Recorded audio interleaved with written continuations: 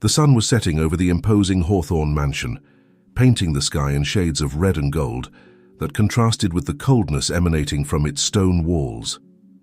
In the main office, Arthur Hawthorne, a 75-year-old man with silver hair and steel-grey eyes, observed the city at his feet through the large windows. His face, marked by time and power, showed no emotion as he held the results of his latest medical exams in his trembling hands. "Mr. Hawthorne," his personal doctor's voice resonated in the room, "the results are not encouraging the progression of your illness." Arthur raised a hand, silencing the doctor with an abrupt gesture. "Spare me the details, Dr. Miller. How long do I have?"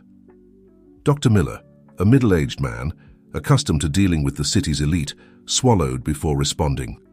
"With proper treatment, we could be talking about a year, maybe 2, but you'll need constant care, Mr. Hawthorne.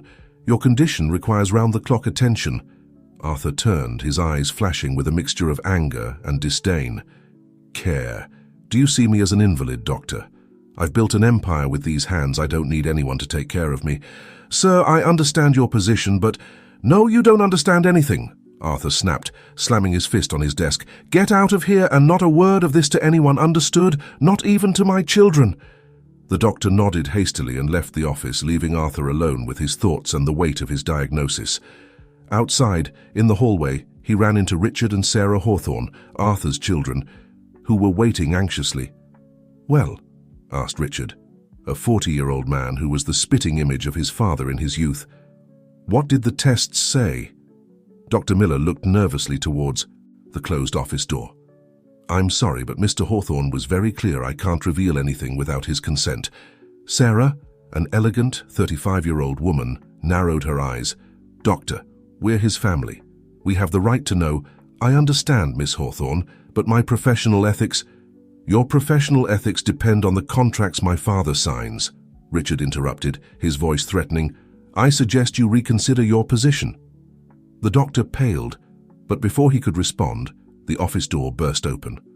Arthur appeared in the doorway, his figure imposing despite his age. "What are you doing here?" he growled, looking at his children suspiciously. Sarah stepped forward, her face a mask of concern. "Dad, we just wanted to know how you were. We're worried about you." Arthur let out a dry laugh. "Worried? The only thing you're worried about is your inheritance. Well, rest. Assured I still have a lot of living to do and much to accomplish. And you, Miller," he added, addressing the doctor, "you can go now. Your services are no longer needed." The doctor nodded nervously and walked away down the hallway, leaving the Hawthorne family in tense silence. Arthur looked at his children with contempt before returning to his office, slamming the door behind him with a bang that echoed throughout the mansion. Richard and Sarah exchanged glances. "This can't go on," Richard muttered. "We need to know what's going on." "I'll handle it," Sarah replied, pulling out her cell phone. "I have my contacts at the hospital. I'll find out what's wrong with Dad, I promise." Meanwhile, on the other side of the city, in a small apartment in the working-class neighborhood, Emily Parker finished preparing dinner for her mother, Linda. The smell of homemade soup filled the modest space, creating a warm atmosphere that contrasted with the cold reality of their situation. "Mom, dinner's ready," Emily called carefully, serving the soup into a bowl. Linda Parker, a 55-year-old woman whose face showed the ravages of a prolonged illness, slowly approached the table, leaning on a cane. "Thank you, my dear, I don't know what I'd do without you." Emily smiled, hiding the concern in her eyes. "Don't say that, Mom. You know I'd do anything for you." They sat down to eat in silence, each lost in their thoughts. Emily couldn't help but glance at the rows of medication, bottles lined up on the kitchen counter, a constant reminder of the battle her mother was fighting day by day. "Emily," Linda said, suddenly breaking the silence, "I don't want you to keep sacrificing yourself like this for me. You're young. You should be living your life, not taking care of a sick, old woman." "Mom, please don't start," Emily replied, taking her mother's hand. "You know it's not a sacrifice. Besides, with the new job at the luxury nursing home, we'll be able to pay for your treatment. Things are going to get better. You'll see." Linda sighed, her eyes filling with tears. "You're so good, my dear, so much like your father." Emily tensed at the mention of her father, a topic that had always been taboo in their home. "Mom, you know I don't need to know anything about him. He abandoned us, remember? It's you and me against the world." Linda nodded weakly, but Emily could see a flash of something else in her eyes. Guilt? Regret? Before she could inquire further, Emily's phone rang, breaking the moment. "Yes, oh, hi, Lucy," Emily answered, recognizing her supervisor's voice from the nursing home. "Tomorrow? Yes, of course I can start earlier. No, it's not a problem. Thanks for letting me know." She hung up and looked at her mother with a forced smile. "Work needs me early tomorrow. It seems a new resident is arriving, and they want everything to be perfect." "Go, my dear," Linda said with a tired smile. "I'll be fine. I want you to do your best at that job." Emily nodded, unaware that this new resident would change her life forever. The next morning, Sunset Grove, a luxury complex for wealthy seniors, was bustling with activity. Emily arrived early, as promised, and met Lucy at the reception. "Good morning, Emily," Lucy greeted, a middle-aged woman with an air of efficiency. "Thanks for coming in early. The new resident is well. Let's say he's someone important. We need everything to be impeccable." Emily nodded, putting on her uniform. "Don't worry, Lucy, I'll make sure everything's perfect. Who's the new resident?" Lucy looked around, making sure no one else could hear them. "It's Arthur Hawthorne." Emily blinked, surprised. Even she, who wasn't very familiar with high society circles, knew that name. "The businessman? I thought he owned half the city. Why would he come to a nursing home?" Lucy shrugged. "Apparently his children have convinced him that he needs to rest. But I warn you, Emily, be careful. They say he has a difficult temperament." "Don't worry," Emily replied with a confident smile. "I've dealt with all kinds of people here. I'll be fine." Little did Emily know that her confidence would be tested like never before. Meanwhile, at the Hawthorne mansion, Arthur watched furiously as his children supervised the packing of his belongings. "This is ridiculous," he roared, throwing an expensive vase to the floor where it shattered.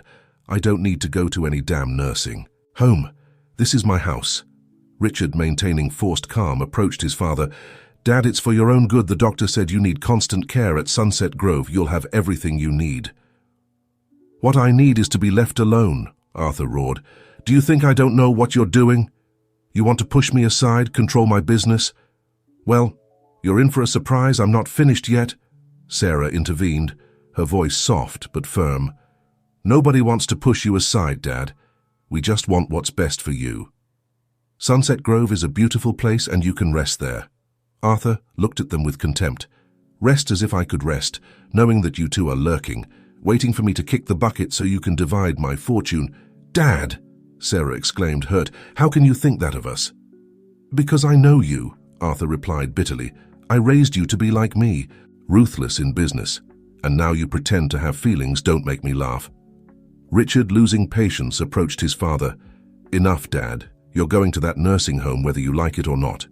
It's for your own good, and if you don't understand that, you leave us no choice." Arthur stared at him, his eyes shining with a mixture of anger and something else, fear. "Are you threatening me? Me? I'm Arthur Hawthorne. I've built an empire from nothing. I've crushed tougher competitors than you two put together. And now you need to rest," Sarah insisted, gently taking her father's arm. "Please, Dad, do it for us." Arthur shook off his daughter's grip, but something in his posture changed. For a moment, he looked older and more tired than they had ever seen him. "Fine," he finally said, his voice a hoarse whisper. "I'll go to that damn nursing home, but don't think for a moment that this changes anything. I'm still the owner of everything, understood?" Richard and Sarah nodded, exchanging looks of relief. "Of course, Dad," Richard said. "Now, why don't you rest a bit while we finish packing?" Arthur didn't respond. He went to his favorite armchair and sat down, looking out the window with an indecipherable expression. His children quietly left the room, leaving him alone with his thoughts. Once outside, Richard turned to his sister. "That went better than I expected." Sarah nodded, but her expression was worried. "Yes, but I don't like seeing him like this. He seems defeated." "It's for the best," Richard insisted. "With Dad at Sunset Grove, we can manage the business without his interference. You've seen how he is. His decisions are becoming erratic. He could sink the company if he continues like this." "I know," Sarah sighed, "but I can't help feeling that we're betraying him somehow." Richard took his sister by the shoulders, looking at her intently. "Listen to me, Sarah. We're doing the right thing. Dad needs to rest, and we need to protect the family legacy. It's a win-win." Sarah nodded slowly, but a part of her couldn't shake the feeling that they were making a grave mistake. Meanwhile, at Sunset Grove, Emily was finishing preparing the luxury suite intended for Arthur Hawthorne. She had taken special care with every detail, from the arrangement of the furniture to the selection of books on the shelf. "Well, well," said a voice behind her. "Looks like someone's gone all out." Emily turned to find Jack, another employee of the nursing home. He was an attractive man in his 30s who always seemed to have a mischievous smile on his face. "I'm just doing my job, Jack," Emily replied, trying to hide. Her discomfort Jack always made her nervous, although she didn't know exactly why. "Oh, come on," he insisted, moving closer. "We all know you're Lucy's favorite. I'm sure you're hoping to impress the great Arthur Hawthorne, aren't you? Maybe you'll get a raise or something more." Emily frowned, annoyed by the insinuation. "I don't know what you're talking about. I just want Mr. Hawthorne to feel comfortable, nothing more." Jack raised his hands in a gesture of false surrender. All right. Don't get upset, I was just joking." He moved a little closer, lowering his voice. "But seriously, be careful with that old man. I've heard stories about him. They say he's a real demon in business." "Thanks for the warning," Emily replied dryly, "but I think I can handle it." Before Jack could respond, Lucy appeared at the door. "Emily, Mr. Hawthorne has arrived. Is everything ready?" "Yes, everything's prepared," Emily replied, grateful for the interruption. "Perfect, come with me. I want you to be present when we receive him." Emily followed Lucy, leaving Jack behind with a final warning glance.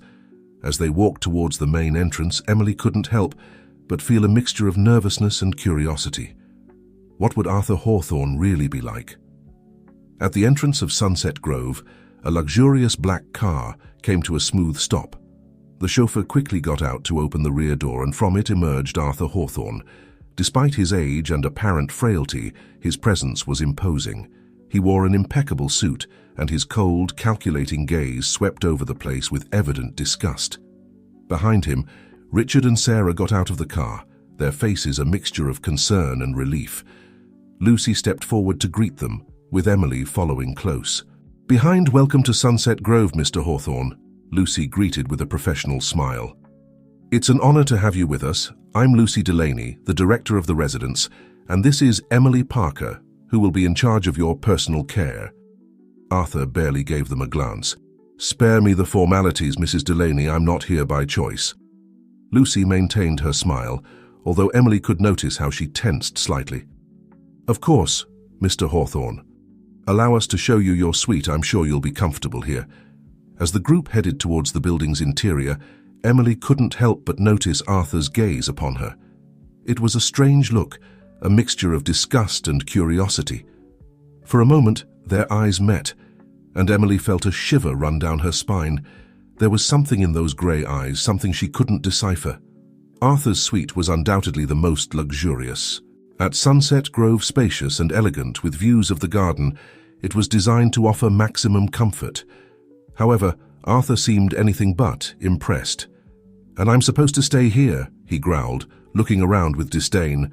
"I've seen hotel rooms bigger than this," Richard intervened, his voice tinged with impatience. "Come on, Dad.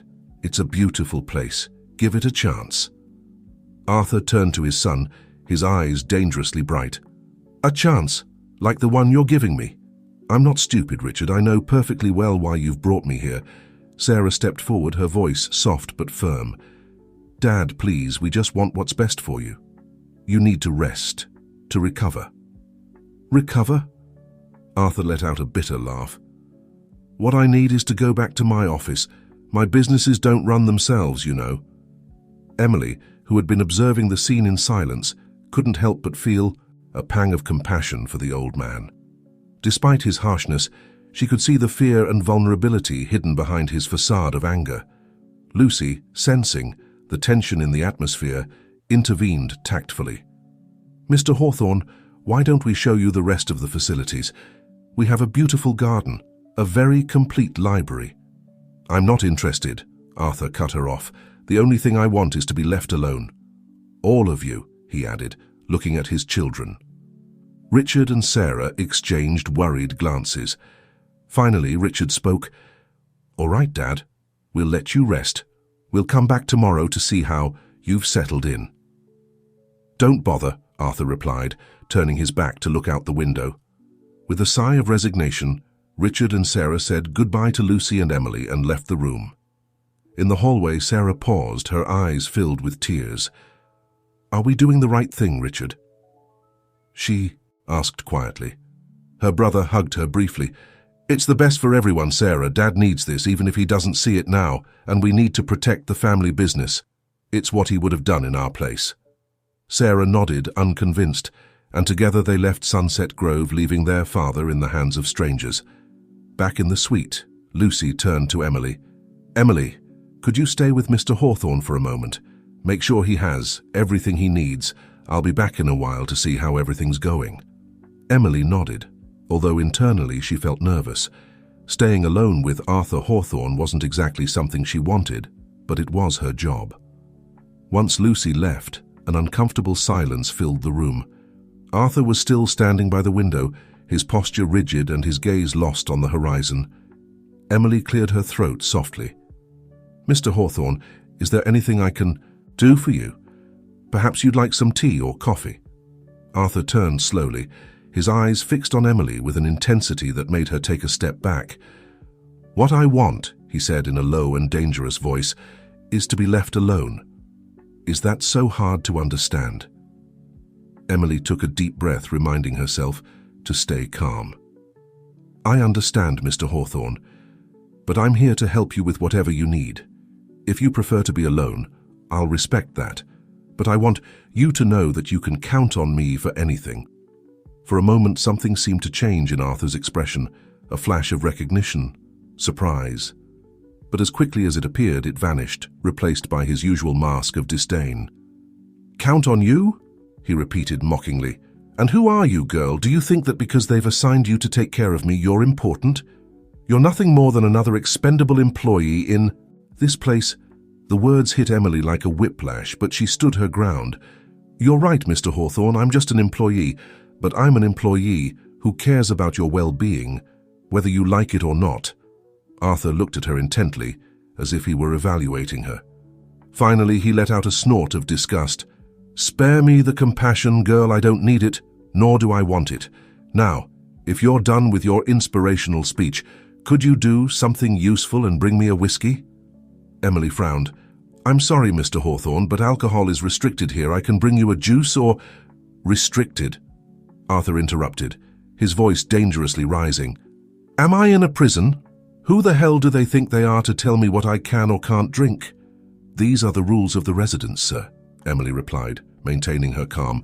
"They're designed to protect the health of all residents." Arthur approached her, his face contorted with anger. "Listen to me well, girl. I don't care about your rules or those of this damn place. I'm Arthur Hawthorne, and if I want a whiskey, I'll have a damn whiskey, understood?" Emily took a step back, feeling her heart beating hard. But despite the fear, something inside her rebelled against the intimidation. "I understand perfectly, Mr. Hawthorne," she said firmly. "I understand that you're used to everyone doing your will. But here, at Sunset Grove, we're all equal, and my job is to take care of your health whether you like it or not."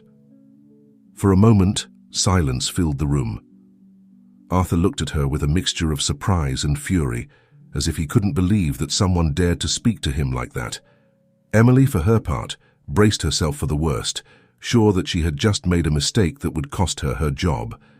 But then, something unexpected happened. Arthur Hawthorne, the feared businessman, the man who had made executives and politicians alike tremble, began to laugh. It was a harsh laugh, almost painful, but a laugh nonetheless. "Well, well," he finally said, looking at Emily with a new light in his eyes. "It seems you've got guts, girl. Not many would dare to speak to me like that. Emily, still tense, didn't know how to respond. Arthur walked away, looking out the window again. All right, no whiskey, but don't think this changes anything. You're still just an employee, and I'm still Arthur Hawthorne. I'm clear on that, sir, Emily replied, allowing herself to relax a bit. Can I bring you anything else? Arthur made a gesture with his hand, dismissing her. No, leave me alone, you've caused enough trouble for today. Emily nodded and headed for the door. But before she left, Arthur's voice stopped her. What did you say your name was? Emily, Sir Emily Parker. Arthur remained still for a moment, as if the name had awakened something in him. But when he spoke, his voice was cold and distant again. Well, Emily Parker, I suppose we'll see each other tomorrow. That's right, sir. Have a good night.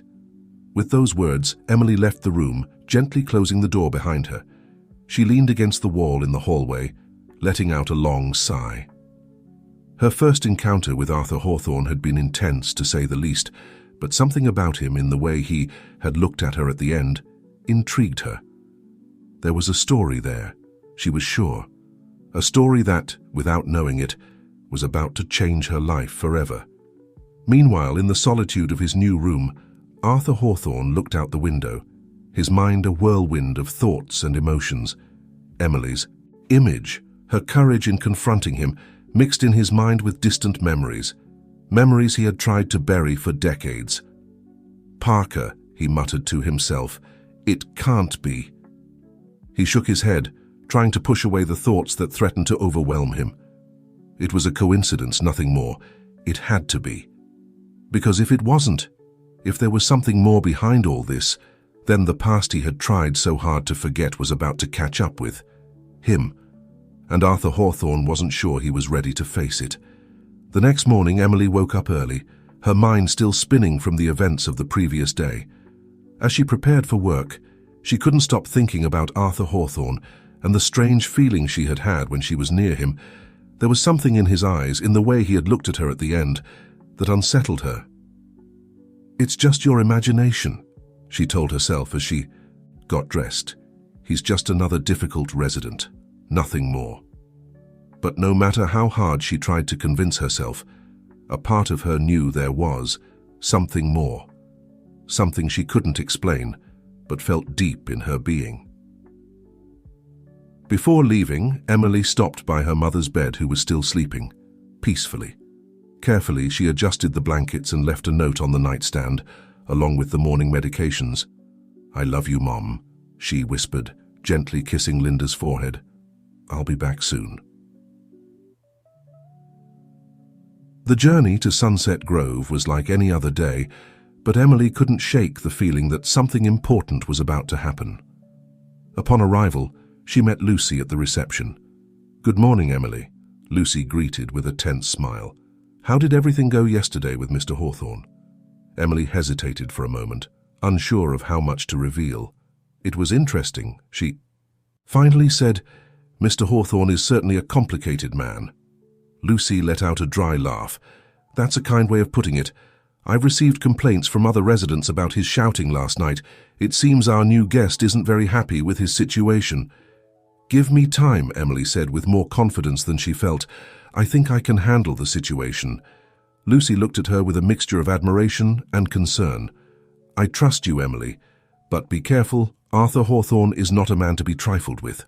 Emily nodded and headed towards Arthur's room, her heart beating hard as she approached.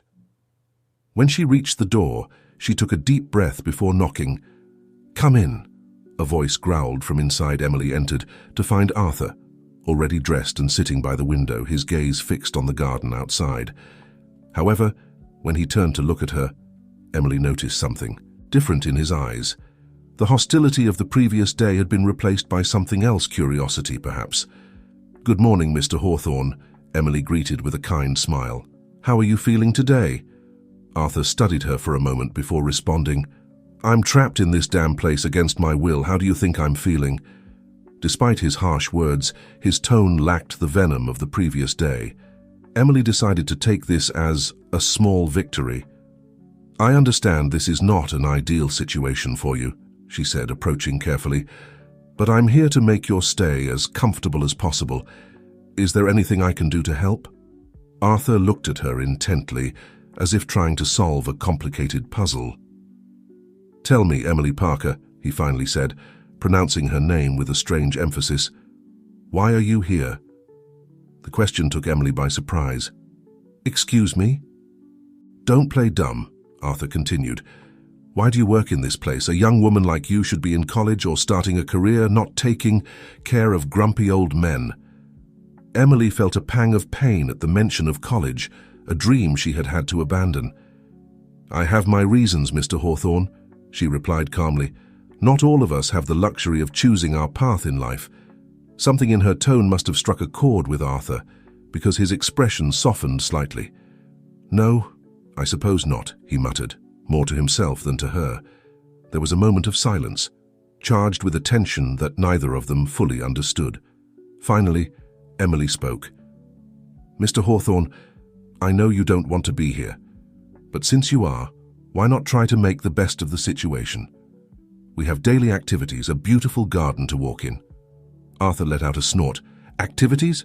Walks in the garden? I'm not a child at a summer camp, girl." "No, you're a respected businessman," Emily replied, surprising herself with her boldness. "Don't you see this as a business opportunity?" Arthur raised an eyebrow, intrigued despite himself. "A business opportunity? Explain yourself." Emily, encouraged by his interest, continued. "Well, you have at your disposal a group of people with decades of experience in various fields. Why not take advantage of that wisdom? You could organize discussion groups, exchange ideas." For a moment, Emily feared she had gone too far, but then, to her surprise, Arthur let out a laugh. It wasn't a warm laugh, but it wasn't the bitter laugh of the day before either. Well, he said, looking at her with new respect. "It seems you have brains as well as guts.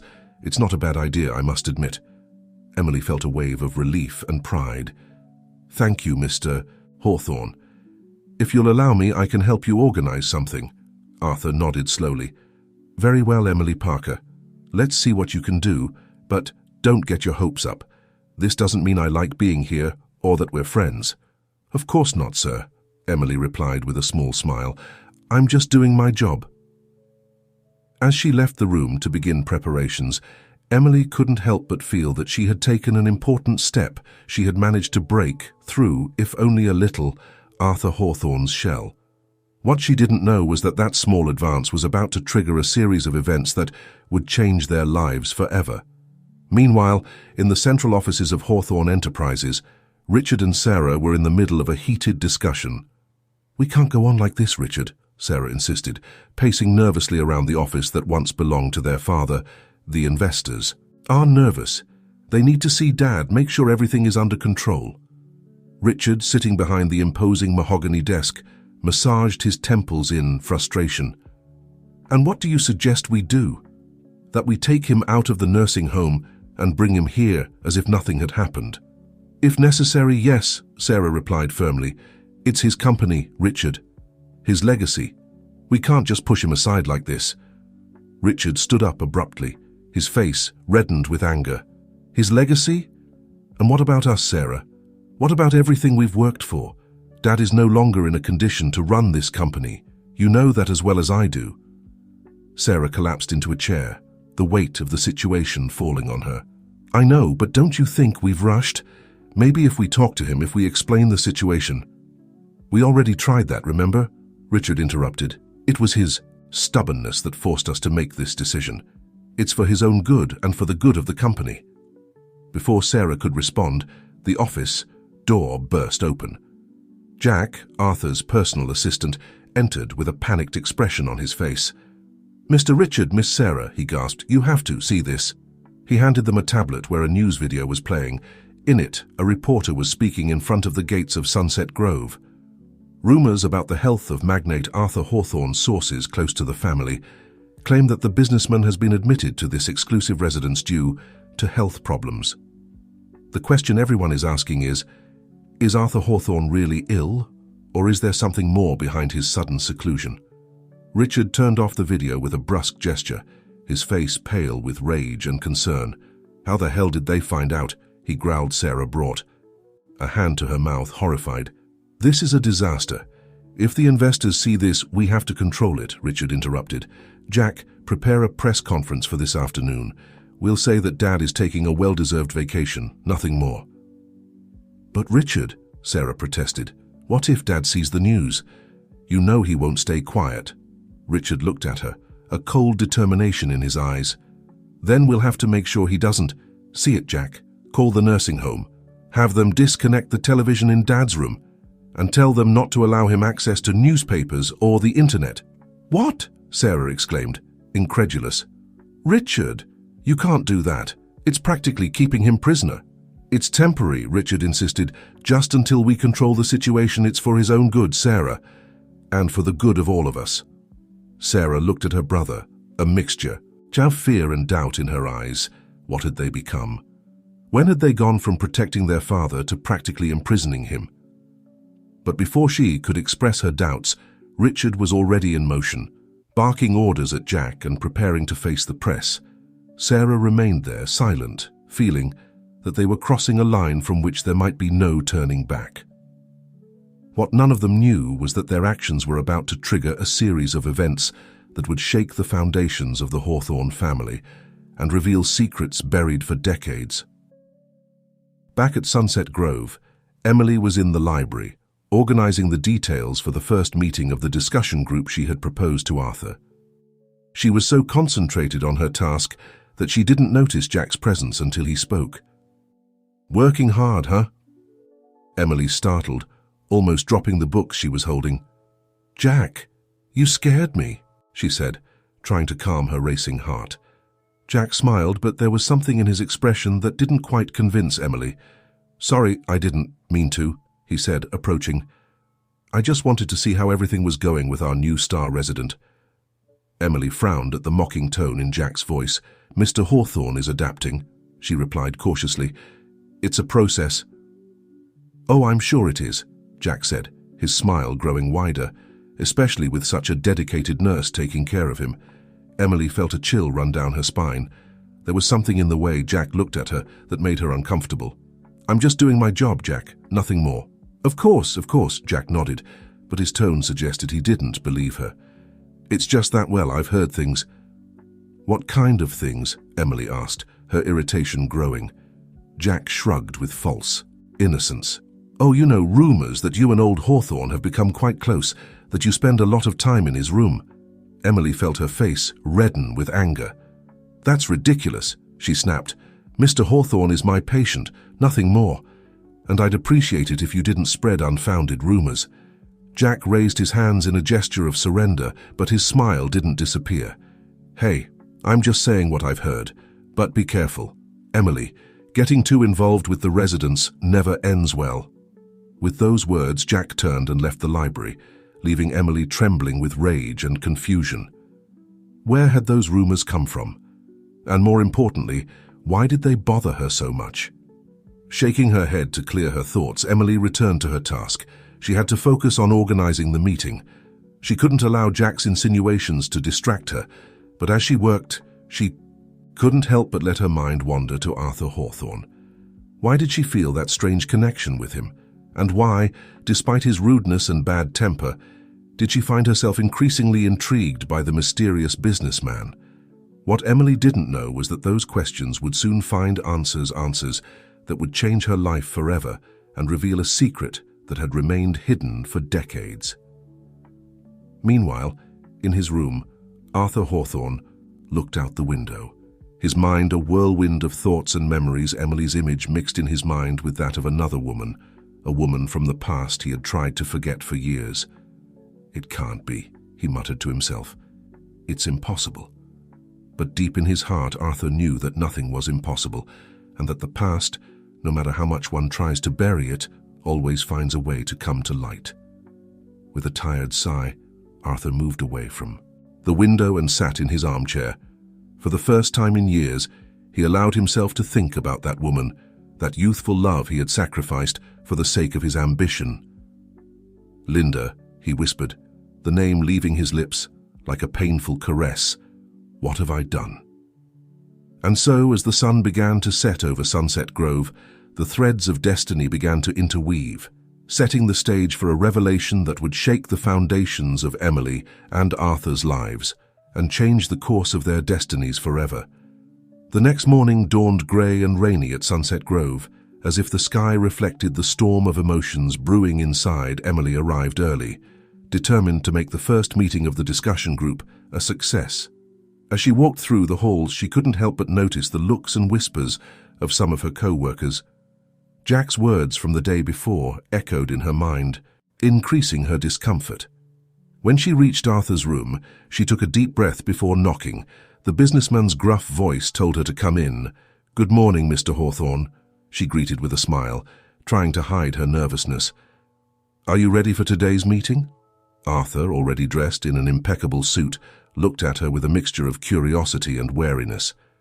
"As ready as one can be for a meeting with a group of boring old people," he replied dryly. Emily felt a pang of disappointment, but refused to let that discourage her. "I assure you it won't be boring, Mr. Hawthorne. I've carefully selected the participants. I think you'll find the discussion stimulating." Arthur studied her for a moment, as if trying to decipher a complicated puzzle. "We'll see," he finally said. "By the way, what's going on with the television? I've been trying to turn it on for days." "And it doesn't work." Emily frowned, confused. "The TV doesn't work? How strange. I'll make sure someone from maintenance comes to check it out today." "Don't bother," Arthur growled. "I'm sure it's the work of my dear children. They probably fear I'll see the news and discover what they're doing with my company." The bitterness in his voice surprised Emily. "Mr. Hawthorne, I'm sure your children only want what's best for you." "What's best for me?" Arthur interrupted with a dry laugh. "What's best for them? You mean they've locked me up here so they can run the company as they please? But they're wrong if they think I'm going to sit idly by." Emily didn't know how to respond. The determination in Arthur's eyes worried her. "Mr. Hawthorne," she said softly, "I understand your frustration, but please don't do anything rash. Remember, you're here to recover." Arthur looked at her intently, and for a moment, Emily thought she saw a flash of vulnerability in his eyes. "And what do you know about recovery, Emily Parker? What do you know about losing everything?" The question took her by surprise. For an instant, Emily thought about her sick mother, about the dreams she had had to abandon. "I know more than you think, Mr. Hawthorne," she replied quietly. Something in her tone must have struck a chord with Arthur, because his expression softened slightly. "I suppose we all have our battles," he muttered, more to himself than to her. Before Emily could respond, someone knocked on the door. It was Lucy, the director of the residence. "Good morning," she greeted with a tense smile. "Emily, can I talk to you for a moment?" Emily nodded, feeling a sudden apprehension. "Of course, Mr. Hawthorne. I'll be back in a moment to accompany you to the meeting." Once in the hallway, Lucy looked at her with concern. "Emily, is everything all right? I've heard rumors." Emily felt her heart race. "Rumors? What kind of rumors?" Lucy seemed uncomfortable. "Well, some employees have commented that you spend a lot of time with Mr. Hawthorne, more than necessary." Emily couldn't help but feel a wave of indignation. "That's ridiculous. I'm just doing my job. Mr. Hawthorne needs special attention, that's all." Lucy nodded but didn't seem convinced. "I understand, Emily, but you must be careful. Arthur Hawthorne is a powerful and complicated man. I don't want you to get into trouble." "There's nothing to worry about," Emily insisted. "I assure you that my relationship with Mr. Hawthorne is strictly professional." Lucy looked at her for a moment longer before nodding. "All right, I trust you, Emily. Just be careful, okay?" Emily nodded, suddenly, feeling exhausted. Why did everyone seem so concerned about her relationship with Arthur? It was just her job, nothing more. Or wasn't it? Meanwhile, in the offices of Hawthorne Enterprises, Richard and Sarah were in the midst of another heated discussion. "We can't keep lying, Richard," Sarah insisted. "The investors are starting to ask questions. They need to see Dad." Richard hit the desk in frustration. "And what do you suggest we do? That we take him out of the nursing home and bring him here as if nothing had happened?" "If necessary, yes," Sarah replied firmly. "It's his company. Richard, his legacy." Before Richard could respond, Jack burst into the office. "Sir, Miss, you need to see this." He showed them a video on his tablet. It was an interview with a former Hawthorne Enterprises employee who insinuated that Arthur had been pushed out of the company against his will. Richard paled. "This is a disaster if this goes public." "We need to bring Dad back," Sarah insisted. "It's the only way to silence the rumors." Richard ran a hand through his hair, visibly stressed. "All right," he finally said. "We'll go see him today. But Sarah, if this doesn't work—" "It will work," she interrupted. "It has to work." Back at Sunset Grove, the discussion group meeting was in full swing. To everyone's surprise, Arthur had actively engaged in the conversation, sharing anecdotes from his years in business and offering advice to the other residents. Emily observed from a corner, a smile of satisfaction on her face. She had managed to bring out the Arthur Hawthorne she knew existed behind that facade of toughness. When the meeting ended, Arthur approached her. "Well, Emily Parker," he said in a tone that almost seemed like approval, "it seems you were right. This hasn't been a complete waste of time." Emily felt a wave of pride. "I'm glad you enjoyed it, Mr. Hawthorne. Would you like us to organize more meetings like this?" Arthur seemed to consider the idea for a moment. "Maybe," he finally said, "but on one condition, which is that you stop calling me Mr. Hawthorne all the time. It makes me feel even older than I am." Emily couldn't help but smile. "And what should I call you then?" "Arthur is fine," he replied, and for a moment Emily thought she saw a spark of something in his eyes. Warmth? Affection? Before she could respond, Lucy's voice interrupted them. "Mr. Hawthorne, you have visitors. Your children are here." Arthur's expression immediately hardened. Well, the heirs to the throne deign to visit the dethroned king. This will be interesting." Emily felt a sudden apprehension. "Do you want me to stay with you?" Arthur looked at her for a moment, and Emily thought she saw a flash of vulnerability in his eyes. "No," he finally said. "This is something I have to face alone."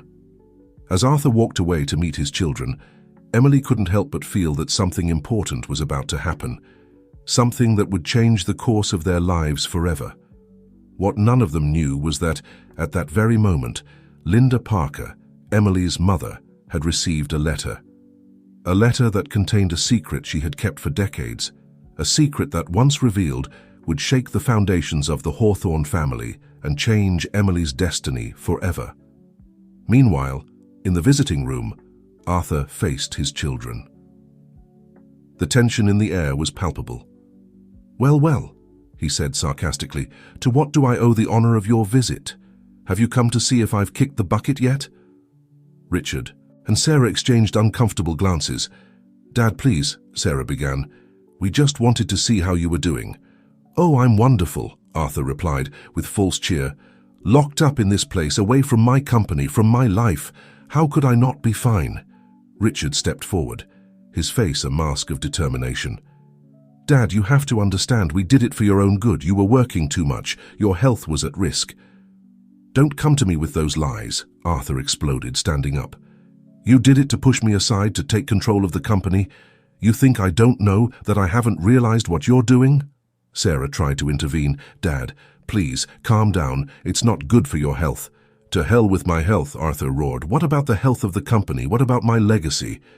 Richard, losing patience, counterattacked. "Your legacy? You mean the legacy of a man who sacrificed everything, even his family, for power and money? Is that the legacy you want to protect?" Richard's words fell like lightning in the room. Arthur stood motionless, his face a mask of shock and pain. For a moment, it seemed like he was going to collapse. "Out," he whispered, his voice barely audible. "Get out of here, both of you." "Dad," Sarah began, but Arthur interrupted her with a brusque gesture. "I said get out. You're no longer my children. I no longer have children." Richard took Sarah by the arm and guided her to the door. Before leaving, he turned to his father one last time. "I'm sorry, Dad. I really am." Once alone, Arthur collapsed into his armchair, his body shaking with contained emotions. This is how Emily found him when she entered a few minutes later. "Ah, Mr. Hawthorne?" she asked softly, concerned about his state. "Are you all right?" Arthur looked up, and Emily was surprised to see tears in his eyes. "No, Emily," he replied in a broken voice. "I'm not all right. I don't think I ever have been." Without thinking, Emily approached and took his hand. "Do you want to talk about it?" Arthur looked at her, and for a moment he seemed to be seeing someone else. "You're so much like her," he muttered. "Like who?" Emily asked, feeling they were on the verge of something important.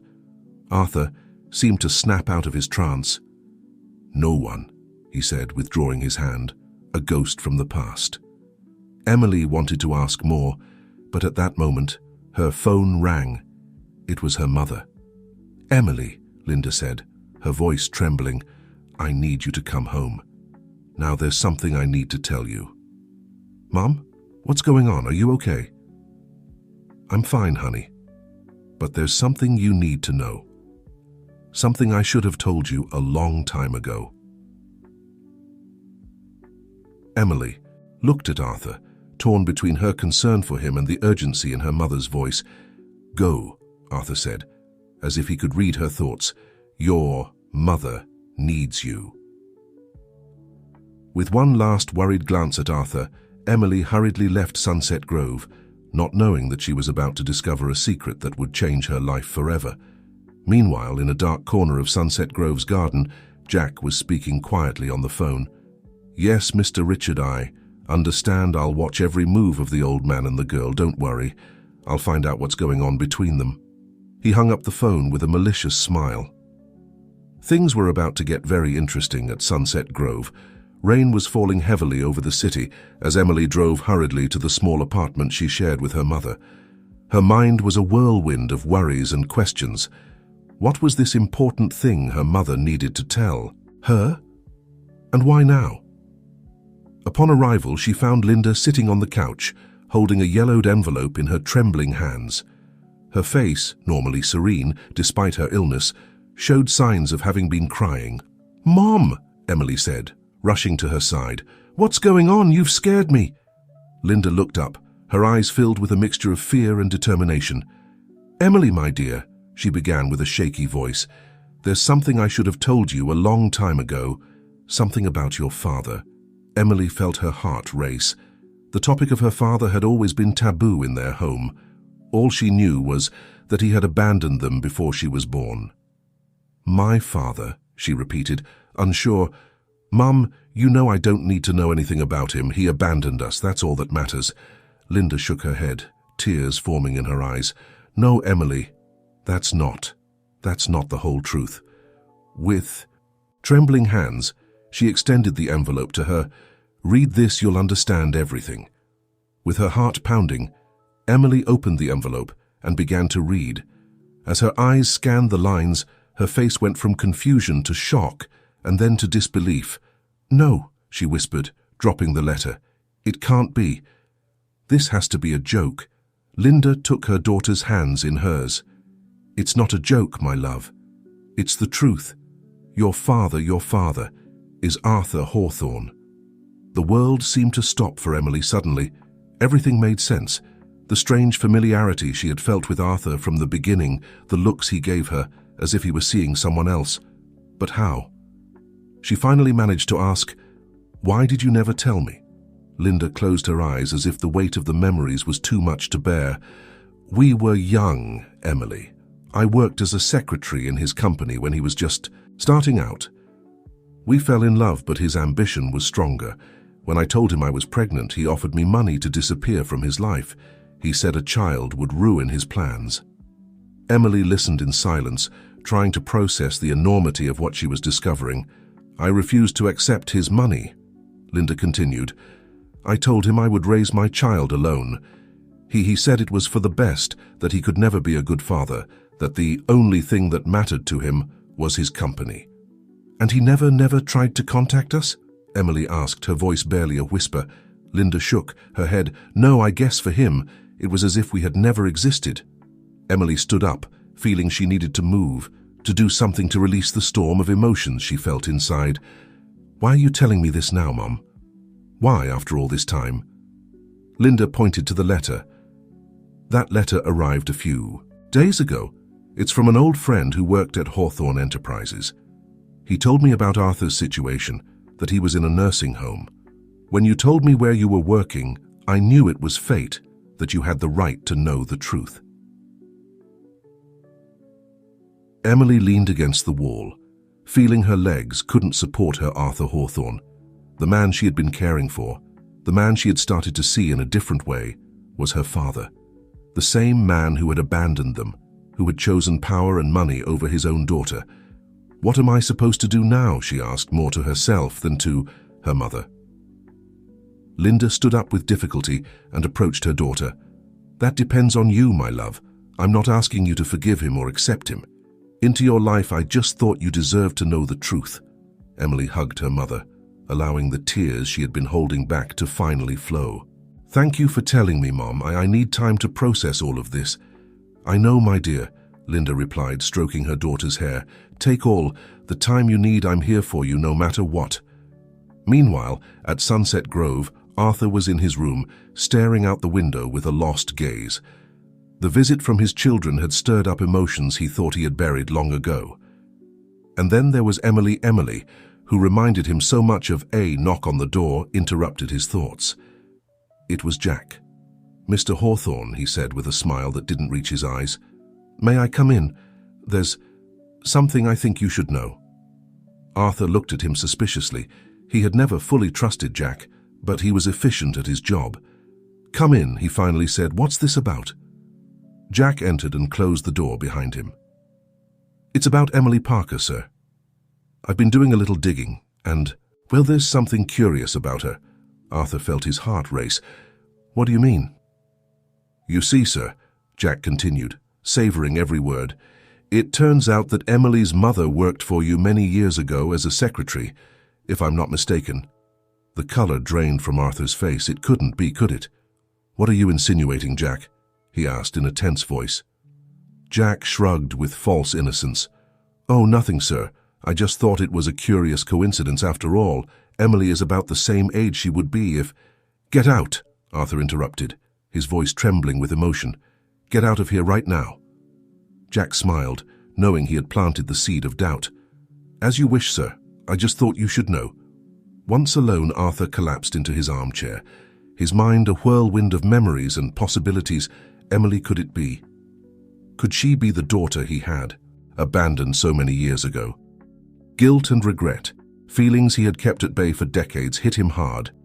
If it was true, if Emily was his daughter, how could he face her? How could he explain the decisions he had made? While Arthur struggled with his inner demons, in another part of the city, Richard and Sarah were having their own crisis to handle. This is getting out of control, Richard, Sarah was saying, pacing nervously around the office. The rumors about Dad are everywhere. Investors are nervous, stocks are falling. Richard hit the desk in frustration. I know. But what do you want us to do? We can't just bring Dad back as if nothing had happened. Maybe we should tell the truth, Sarah suggested. Explain that Dad is taking a break for health reasons. And admit that we've been lying all this time, Richard interrupted. That would be business suicide. Before Sarah could respond, the phone rang. It was Jack. Mr. Richard, said the voice on the other end of the line, I think we have a problem, a big problem. What is it now, Jack? Richard asked, fearing the answer. It's about Emily Parker, the nurse who's taking care of your father. I've discovered something interesting about her. As Jack shared his discovery, Richard's eyes widened in surprise and then narrowed with determination. I see, he finally said. Good work, Jack. Keep your eyes open and don't do anything for now. I'll handle this.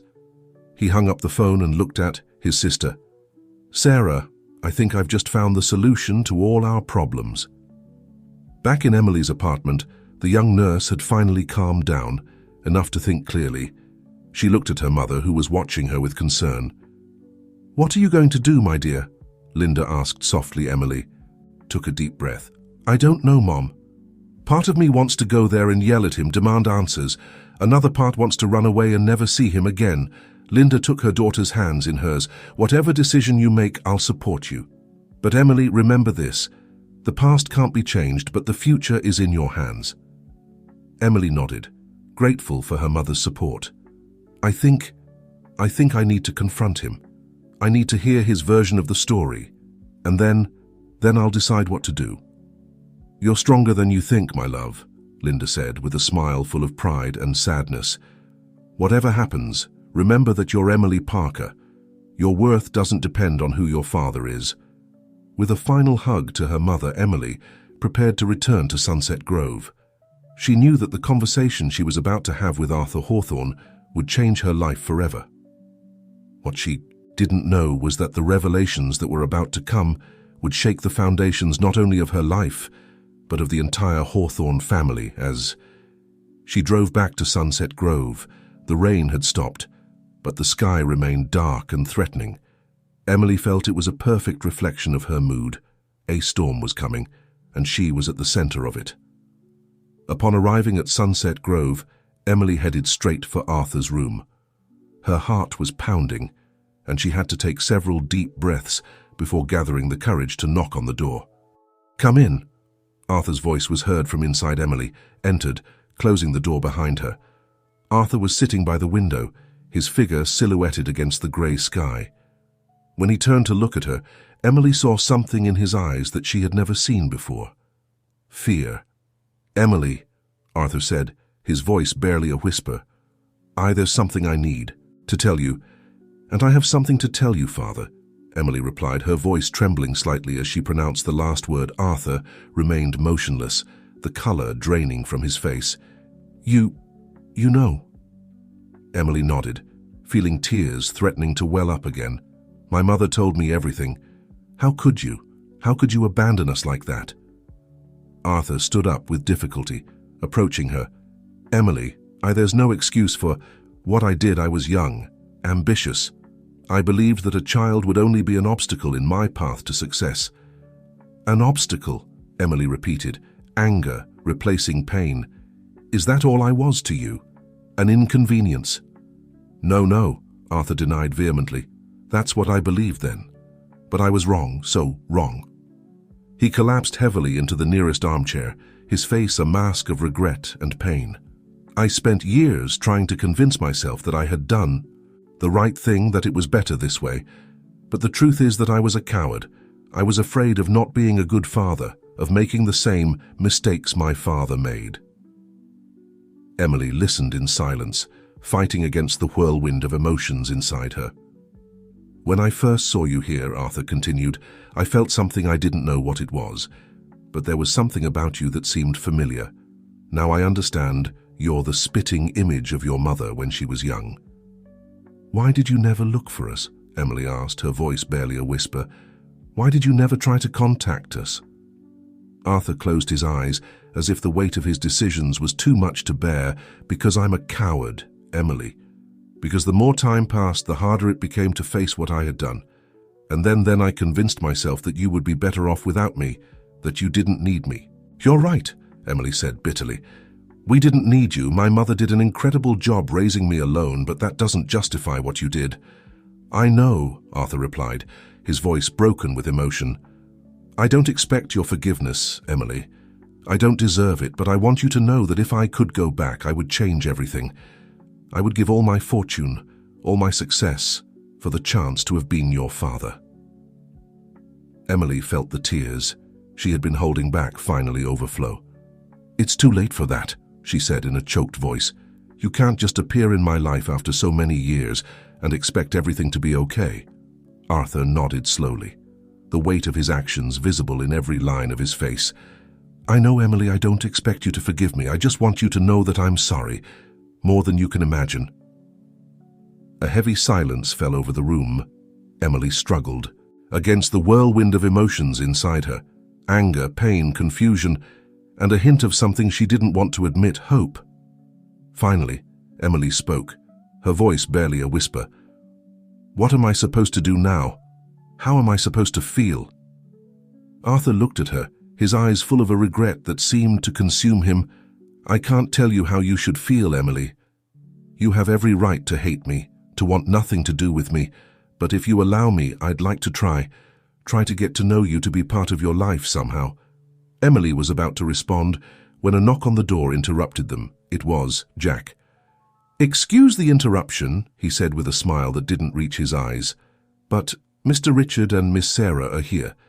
They say it's urgent." Arthur frowned. "Tell them I'm busy to come back tomorrow." But before Jack could respond, Richard and Sarah entered the room. They stopped short, when they saw Emily. "Well, well," Richard said, his voice loaded with sarcasm. "It seems we've arrived at an interesting moment. Are we interrupting something, Dad?" Arthur stood up, instinctively placing himself between Emily and his children. "Richard, Sarah, this isn't a good time. I suggest you leave." Sarah looked at Emily curiously. "Who is she, Dad?" "Your new favorite nurse." "She's much more than that," Arthur replied, his voice firm. "Emily is my daughter." The silence that followed that statement was deafening, Richard, and Sarah looked at Emily with a mixture of shock and disbelief. "Your daughter?" Richard repeated, his voice tinged with anger. "What the hell are you talking about?" Arthur took a deep breath. "It's a long story, but yes, Emily is my daughter, the daughter I abandoned many years ago, before you were born." Sarah collapsed into a chair, her face pale. "It can't be. This has to be a joke." "It's not a joke," Emily intervened, finding her voice. "I just found out myself, believe me. I'm as surprised as you are." Richard approached Emily, his eyes narrowed with suspicion. "And what is it that you want? Money? A part of the company?" "Richard," Arthur exclaimed, "don't you dare speak to her like that." Emily raised a hand, stopping Arthur. "I don't need you to defend me," she said firmly. Then she turned to Richard. "I don't want anything from you, not money, not the company, nothing. I just wanted the truth." "And you expect us to believe that?" Richard insisted. "You appear out of nowhere, claiming to be our father's long-lost daughter, and you don't want anything?" "It's the truth," Arthur intervened. I made many mistakes in my life. Abandoning Emily and her mother was the worst of them all. But now I have the chance to make things right." Sarah, who had been silent, finally spoke. "If this is true, what does it mean for us? For the company?" Arthur looked at his 3 children, his face a mixture of emotions. "It changes nothing in terms of the company. You're still my heirs, but in personal terms, I hope we can be a family. All of us." Richard let out a bitter laugh. "A family? After everything you've done? After hiding this from us for years?" "I understand your anger, Richard," Arthur said. "You have every right to be upset with me. I've made many mistakes, but this is my chance to make amends, to be the father I never was. For any of you." Emily, who had been observing the exchange in silence, finally spoke. "I don't intend to burst into your lives," she said, looking at Richard and Sarah. "I'm not looking to cause trouble. I just wanted to know the truth about my origin. And now that I know it, I need time to process it." Sarah approached Emily, studying her closely. "You look like him." She finally said, "You have his eyes." Emily didn't know how to respond to that.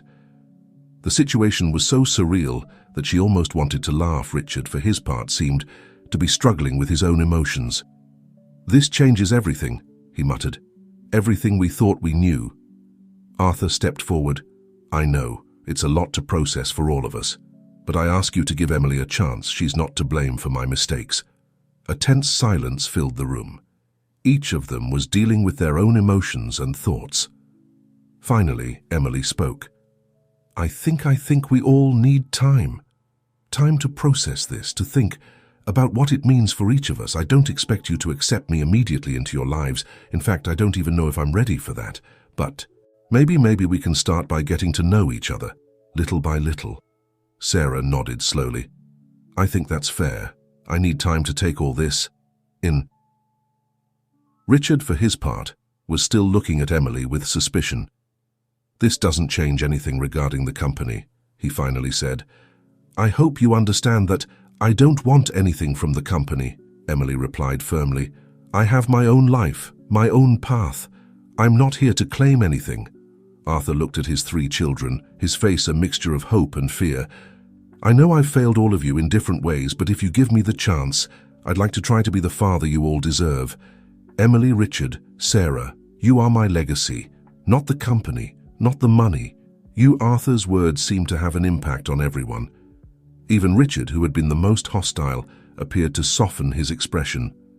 "This is going to take time," Sarah finally said. "A lot of time, and it won't be easy." "I know," Arthur replied, "but I'm willing to do whatever it takes. For all of you, Emily, feeling overwhelmed by the intensity of emotions in the room, took a step towards the door. I think I need some air, if you'll excuse me." She quickly left, leaving the Hawthorne family to process what had just happened. As she walked through the halls of Sunset Grove, her mind was spinning. In a matter of hours, her life had taken a 180-degree turn. She had a father, siblings, a family she never knew existed. What Emily didn't know was that, while she struggled with her own emotions, the revelations of that day were about to trigger a series of events that would shake the foundations of the Hawthorne family and change the course of their lives forever. Meanwhile, in the shadows, Jack smiled. The information he had just obtained was pure gold, and he knew exactly how to use it to his own advantage. The storm that was brewing over Sunset Grove was about to unleash its full force. The days following the revelation were a whirlwind of emotions for everyone involved. Emily had taken a few days off from Sunset Grove to process everything that had happened, spending time with her mother and reflecting on the turn her life had taken. Meanwhile, at the residence, Arthur faced his own demons. The guilt and regret he had kept at bay for decades now consumed him. He spent hours looking out the window, remembering the past and wondering how he could make amends for his mistakes. Richard and Sarah, for their part, dealt with the news in different ways. Sarah, always the more empathetic of the two, had begun to research Emily, trying to understand this new sister who had appeared in their lives. Richard, on the other hand, had immersed himself even more in work, as if he could ignore the situation if he kept himself busy enough. It was in the midst of this emotional chaos that Jack decided to make his move. One morning, he entered Richard's office with a smile that boded no good. "Mr. Richard," he said, closing the door behind him, "I think I have information that will interest you." Richard looked up from his papers, frowning. "What is it about, Jack?" "It's about Emily Parker," Jack replied, savoring each word. "I've been doing some research, and well, it seems our new sister isn't as innocent as she appears." Richard leaned forward, his interest piqued despite himself. "Explain yourself." Jack pulled an envelope from his jacket and placed it on the desk. "It turns out that Emily's mother, Linda Parker, is seriously ill. She needs an expensive treatment they can't afford. And just when they're desperate for money, Emily discovers she's the daughter of one of the richest men in the country. Convenient, don't you think?" Richard opened the envelope, examining its contents with growing alarm. There were medical records, unpaid bills, even photos of Emily and her mother at the hospital. "Are you suggesting this is all a scam?" Richard asked, his mind working at full speed. Jack shrugged with false innocence. "I'm just presenting the facts, sir. You draw your own conclusions." Richard stood up, pacing the office with agitation. "This changes everything. If Emily is after Dad's money, it could destroy the company," Jack completed. "After all, as Arthur Hawthorne's legitimate daughter, she would be entitled to a significant portion of the inheritance." Richard stopped, looking at Jack with a mixture of gratitude and suspicion. "Why? Are you showing me this, Jack? What do you gain?" Jack smiled, showing his true colors for the first time. "Let's say I'd appreciate it if my loyalty was remembered when the time comes to restructure the company." Richard nodded slowly, understanding the implication. "I see. Good work, Jack. Leave me the envelope. I'll handle this personally." Once alone, Richard collapsed into his chair, his mind a whirlwind of thoughts. He had to act fast before Emily could make her move. He picked up his phone and dialed a number. "Sarah," he said when his sister answered, "we need to talk. It's about Emily." Meanwhile, in the Parkers' small apartment, Emily and her mother were having their own crucial conversation. "Are you sure about this, my dear?" Linda asked, her face pale from illness but her eyes full of maternal concern. Emily nodded, taking her mother's hands in hers. "I'm sure. Mom, I've thought about this a lot. I can't keep working at Sunset Grove, not after everything that's happened. But I can't simply ignore the truth either. I need to give this relationship, whatever it is, a chance." Linda smiled weakly. "You're stronger than I ever was. If you believe this is the right thing to do, I support you completely." Emily hugged her mother, holding back tears. I love you, Mom. No matter what happens, that will never change. You are my family. You always will be. They separated upon hearing the doorbell ring. Emily got up to answer, surprised to find Sarah on the other side. "Hello, Emily," Sarah said, looking as uncomfortable as Emily felt. "Can we talk?" Emily nodded, allowing her to enter. Linda, understanding the need for privacy, excused herself and retired to her room. Once alone, Sarah spoke. "I've been thinking a lot about all of this, Emily, and well, I think I owe you an apology. My initial reaction wasn't fair to you. You're not to blame for our father's decisions." Emily was surprised by the sincerity in Sarah's voice. "Thank you, Sarah. That means a lot to me." Sarah smiled shyly. "In fact, I was wondering if you'd like to have coffee with me someday, to get to know each other better." Emily was about to respond when the sound of an argument in the hallway interrupted them. Seconds later, the door burst open, revealing Richard, his face contorted with anger. "You!" he shouted, pointing at Emily. "Do you think you can fool us? That you can show up out of nowhere and claim what's ours?" Sarah stepped between Richard and Emily. "Richard, what are you talking about? Calm down." Richard threw the envelope Jack had given him on the table. "This, Emily, is nothing but a scammer. This is all a plan to get money for her mother's treatment." Emily, stunned, looked at the contents of the envelope. "Where did you get this? This is private." "That doesn't matter," Richard growled. "What matters is that your little game is over. I won't allow you to destroy our family or the company." "Richard, listen to yourself," Sarah intervened. "You're jumping to conclusions. Emily hasn't even asked for anything. And are we going to wait for her to do so?" Richard replied, "No, I'm going to end this right now." He pulled out his phone, dialing a number. "Dad? It's Richard. I need you to come to Emily's apartment. There's something you need to know." Emily, feeling the situation slipping out of her hands, stepped forward. "Enough, Richard. I don't know what you think is going on, but I assure you it's not what you think." "Oh, isn't it?" Richard responded with sarcasm. "Then why don't you explain? Why don't you tell us about your mother's illness? About the debts you have?" Emily felt her heart racing. How did they know all that? "Yes, my mother is ill," she admitted. "And yes, we need money for her treatment, but that has nothing to do with Arthur or with you." Sarah, who had been examining the documents, looked up with a mixture of confusion and suspicion. "Wait a minute, Richard. Where did you get this information? This seems too detailed to be a simple investigation." Before Richard could respond, the door opened again. This time it was Arthur who entered, his face a mask of concern. "What's going on here?" he asked, looking at his children and Emily. "Richard, you said it was urgent." Richard hurried to explain his theory, showing Arthur the documents. As he spoke, Emily noticed how Arthur's expression went from confusion to understanding and then to something she couldn't identify. When Richard finished, Arthur remained silent for a moment. Then, to everyone's surprise, he began to laugh. It wasn't a happy laugh, but one loaded with bitterness and regret. "Oh, Richard," he finally said, "don't you see? This isn't a scam, it's the universe giving me the chance to redeem myself." He turned to Emily, his eyes full of an emotion she had never seen before. "Emily, I'm sorry I wasn't there for you and your mother all these years. I'm sorry you're going through this alone now, but if you'll allow me, I'd like to help. Not out of obligation or guilt, but because it's the right thing to do." Emily felt tears filling her eyes. I don't know what to say."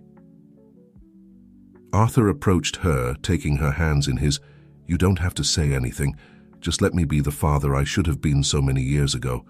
Let me help your mother. Help you. Not as an attempt to buy your affection, but as a first step towards redemption." Richard, stunned, took a step back. "Dad, you can't be serious. What about the company, the family legacy?" Arthur turned to him, his gaze firm. "Richard, don't you understand? You are my legacy. You, Sarah, and now Emily. Not the company, not the money. I've spent my entire life chasing business success, and in the process, I lost the most important thing. But now I have the chance to make things right. Sarah, who had been observing in silence, finally spoke. I think Dad is right, Richard. We've been so obsessed with the company that we forgot what really matters, family. Richard seemed to be struggling with himself, years of ambition and resentment clashing with this new reality. But everything we've worked for, it will still be there, Arthur interrupted.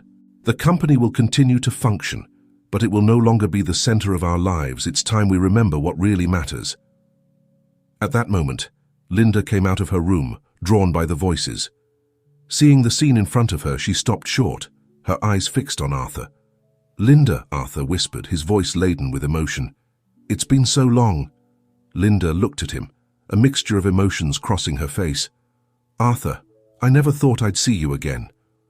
Arthur took a step towards her, but stopped, unsure.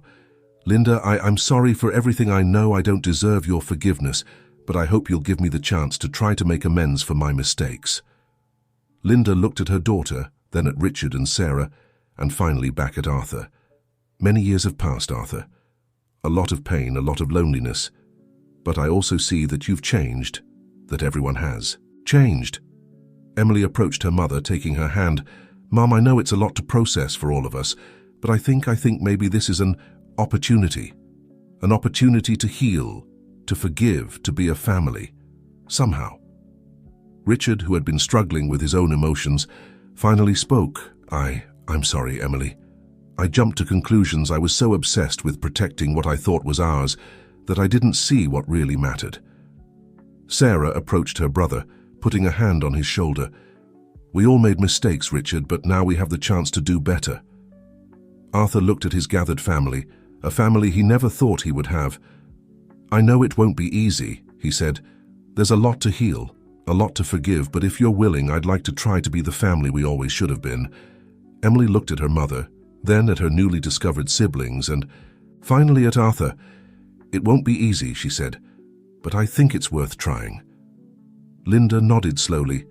One step at a time, she said, her voice soft but firm.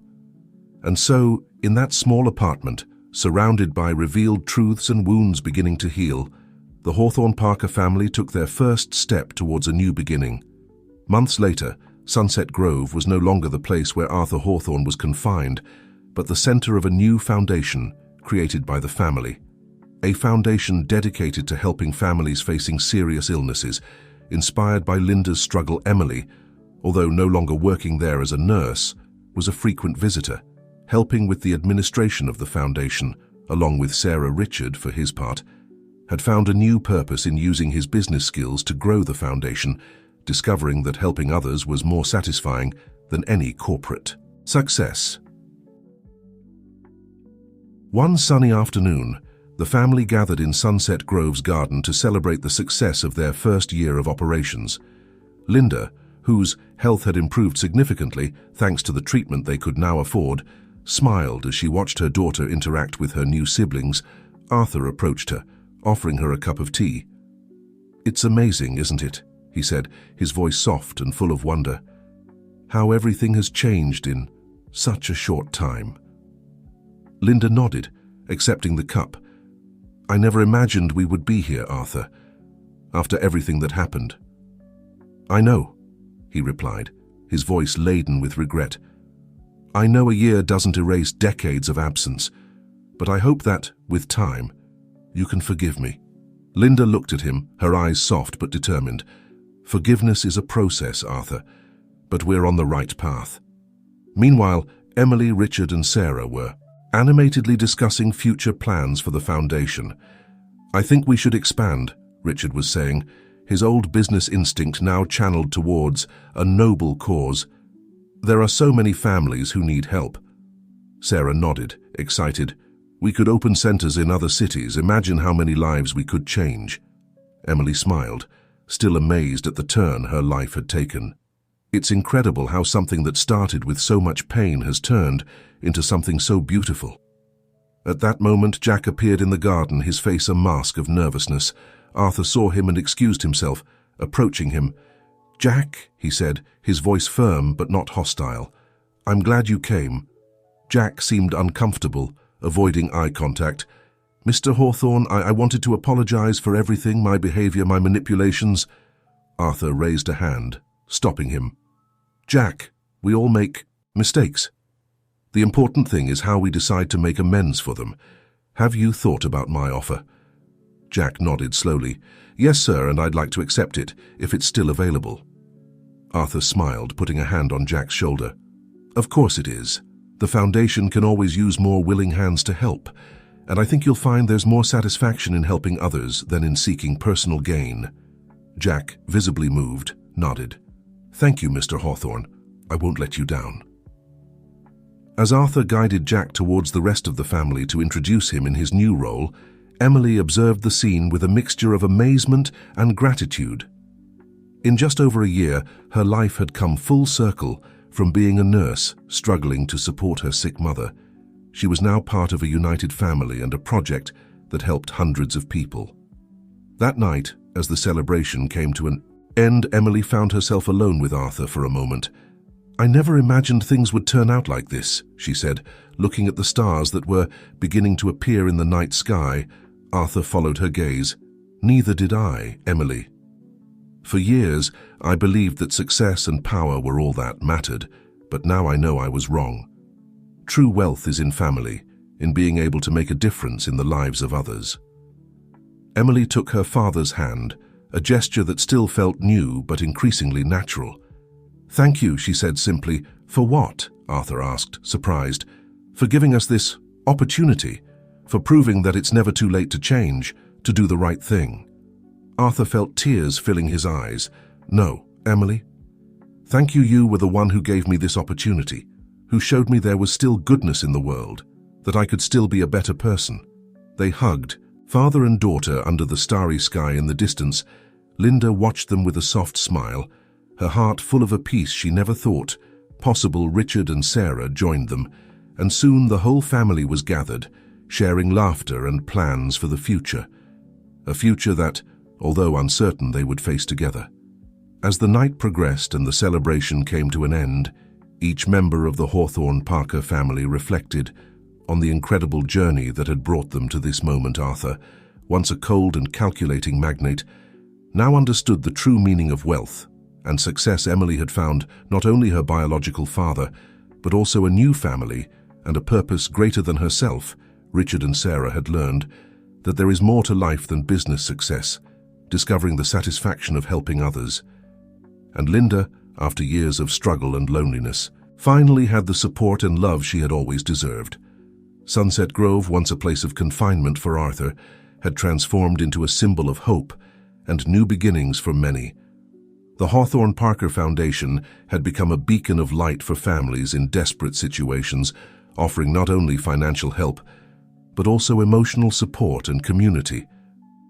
As the family said their goodbyes and prepared to depart, each carried with them the certainty that, no matter how dark the path may seem, there is always hope for redemption and change. They had learned that forgiveness, though difficult, has the power to heal deep wounds and unite what was once broken. Emily, looking at the building that had changed her life one last time, smiled. The future, once uncertain and frightening, now shone with promises and possibilities. She knew the road wouldn't always be easy, that there would be challenges and difficult moments ahead, but she also knew that she would no longer have to face them alone. With a final hug to her father and a shared smile with her siblings, Emily headed towards the car where her mother was waiting. As they drove away from Sunset Grove, she carried with her not only the love of her new family, but also the certainty that miracles exist, that forgiveness has the power to transform lives, and that it's never too late for a new beginning. And so, under the starry sky, the story of the Hawthornes and Parkers didn't come to an end, but began a new chapter. A chapter filled with hope, love, and the promise of a bright future, built on the foundations of forgiveness and redemption. As the days turned into weeks and the weeks into months, the Hawthorne-Parker Foundation continued to grow and thrive. Emily, who had once struggled to make ends meet as a nurse, now found herself at the helm of a major charitable organization, working alongside her newfound family to make a difference in the lives of countless individuals. Richard, once driven solely by business ambition, discovered a new purpose in life. He applied his keen business acumen to expanding the foundation's reach, setting up new centers in neighboring cities and forging partnerships with other charitable organizations. The satisfaction he felt from helping others far surpassed any thrill he had ever experienced in the corporate world. Sarah, with her natural empathy and people skills, became the face of the foundation.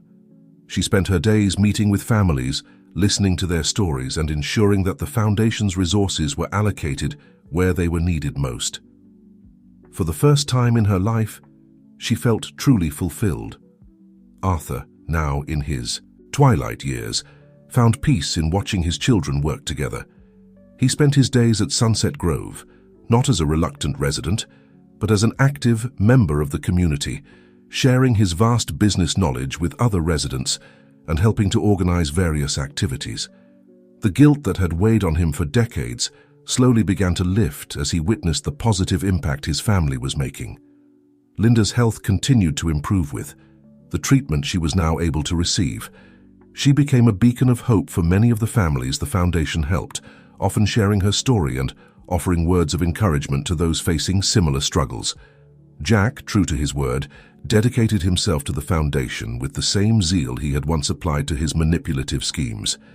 He found redemption in honest work and the gratitude of those he helped, slowly earning the trust and respect of the Hawthorne Parker family. One crisp autumn morning, as the family gathered for their monthly foundation meeting at Sunset Grove, Emily couldn't help but marvel at how far they had come. The conference room, once a symbol of Arthur's isolation, was now filled with laughter, animated discussion, and the warmth of family bonds.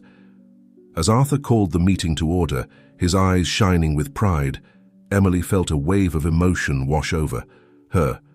She looked around the table, at Richard, passionately outlining plans for a new outreach program, at Sarah, her notebook filled with stories of families they had helped, at her mother, sitting beside Arthur, her face glowing with health and happiness, and finally at Arthur himself, the father she had once resented, now a pillar of strength and wisdom in her life. "Before we begin," Arthur said, his voice filled with emotion, "I just want to say how proud I am of all of you, of what we've built together. This foundation, this family, it's more than I ever dreamed possible." Emily reached out and squeezed her father's hand. "We couldn't have done it without you, Dad," she said, the word Dad now flowing naturally from her lips. Richard nodded in agreement. "You taught us the most important lesson, Dad, that true success isn't measured in dollars and cents, but in the lives we touch and the difference we make." Sarah wiped a tear from her eye. "We're the lucky ones," she added. "We got a second chance at being a family, and now we get to give second chances to others." Linda, who had been quietly observing, spoke up. "I never imagined, all those years ago, that things would turn out like this," she said, her voice soft but strong. "But I'm grateful every day for this beautiful family and the work we do." As the meeting progressed, discussing new initiatives and sharing success stories, Emily felt a sense of completeness she had never known before. The journey hadn't been easy. There had been arguments, misunderstandings, and moments of doubt. But through it all, they had persevered, held together by the bonds of family and a shared commitment to making a difference. Later that evening, as the family gathered in the garden of Sunset Grove for a quiet dinner, Emily found herself sitting next to Arthur. The sun was setting, painting the sky in hues of orange and pink, reminiscent of that fateful day when Arthur had first arrived at Sunset Grove. "Penny for your thoughts?" Arthur asked, noticing Emily's contemplative expression. Emily smiled. "I was just thinking about how much has changed, how one decision, one moment of truth can alter the course of so many lives." Arthur nodded, his eyes misty. "With memories, I spent so many years running from the truth, Emily, hiding behind my wealth and power. I never realized that the greatest treasure was right in front of me all along." "We can't change the past, Dad," Emily said gently, "but we're writing a beautiful future together." Arthur squeezed her hand. "Indeed we are, and I promise you, I'll spend every day making up for lost time." As they sat there, watching Richard and Sarah playfully argue over the last piece of dessert, Linda laughing at their antics, Emily felt a profound sense of peace. The wounds of the past had healed, replaced by the joy of the present and the promise of the future. The Hawthorne-Parker family had been forged in the crucible of pain, secrets, and regret. But from those ashes they had risen stronger and more united than ever. Their story was a testament to the power of forgiveness, the strength of family bonds, and the transformative nature of love. As night fell over Sunset Grove, stars twinkling in the velvet sky, Emily knew that this was just the beginning. There would be more challenges to face, more lives to touch, more good to do, but together as a family they could face anything. And so the legacy of the Hawthornes and Parkers continued to unfold, a beacon of hope in a world that sometimes seemed dark. Their story, once marred by abandonment and bitterness, had become a symphony of redemption, love, and the enduring power of second chances. In the years that followed, the Hawthorne-Parker Foundation became a model for charitable organizations across the country. Its success story was featured in business magazines and social impact journals, inspiring others to use their resources for the greater good. Emily, once a struggling nurse, became a respected leader in the non-profit sector, often invited to speak at conferences about the Foundation's innovative approaches to healthcare and family support. She never forgot her roots, though, and always made time to personally connect with the families they helped. Richard's business acumen, coupled with his newfound passion for social impact, led to groundbreaking partnerships between the Foundation and major corporations.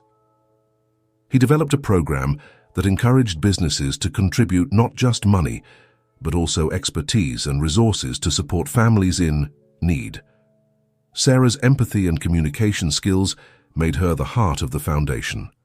She started a mentorship program, connecting families who had overcome health crises with those just beginning their journeys.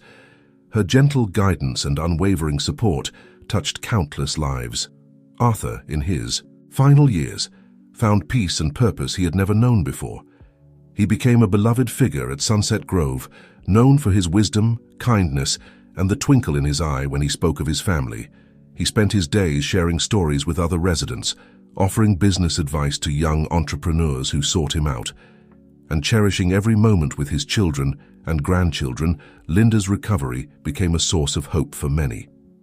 She started a support group for parents facing similar health challenges, offering not just emotional support, but practical advice on navigating the healthcare system. Her strength and resilience inspired many to keep fighting, no matter the odds. As for Jack, his journey of redemption was perhaps the most remarkable of all. From a manipulative schemer, he transformed into one of the Foundation's most dedicated employees. His insight into the darker side of human nature proved invaluable in identifying and preventing potential frauds and scams targeting vulnerable families.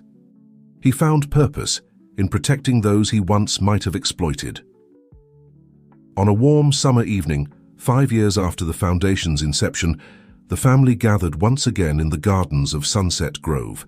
This time, they were joined by hundreds of others, families they had helped, employees of the Foundation, supporters, and friends. It was the Foundation's annual gala, a celebration of lives changed and hope restored. As Emily stood at the podium, looking out at the sea of faces, she felt a surge of emotion. Her father sat in the front row, older now, but his eyes still bright with pride. Beside him was Linda, her hand clasped in his, a picture of health and happiness.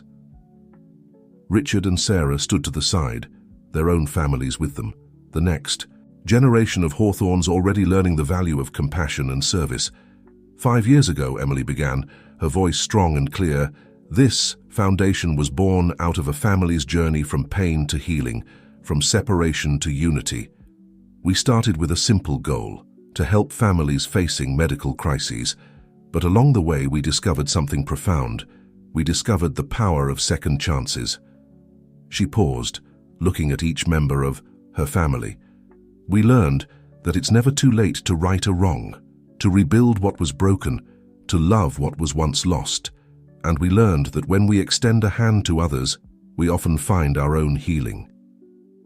As she spoke, Emily saw tears in many eyes, felt the resonance of her words in the hearts of those gathered. She saw nodding heads, clasped hands, shared smiles of understanding. Today, we celebrate not just the work of our foundation, but the resilience of the human spirit. We celebrate every family that has found hope in darkness, every individual who has risen above their circumstances, every act of kindness that has rippled out to touch countless lives. She raised her glass, and the crowd followed suit. "To second chances," she said, her voice thick with emotion. "To the family we choose, the love we nurture, and the legacy we create together, may we continue to be a light in the darkness, a hand in times of need, and a reminder that with love and unity anything is possible." As the applause rang out, Emily stepped down from the podium and into the waiting arms of her family. In that moment, surrounded by love and the tangible results of their shared mission, she knew that they had created something truly extraordinary. The story of the Hawthorne Parker family, once a tale of abandonment and regret, had become an epic of redemption, reconciliation, and the transformative power of love. It was a story that would continue to inspire and change lives for generations to come. And as the stars twinkled above Sunset Grove, as laughter and music filled the air, the Hawthorne Parker family stood united, a living testament to the enduring power of forgiveness, the strength of family bonds, and the beautiful possibilities that arise when we open our hearts to second chances.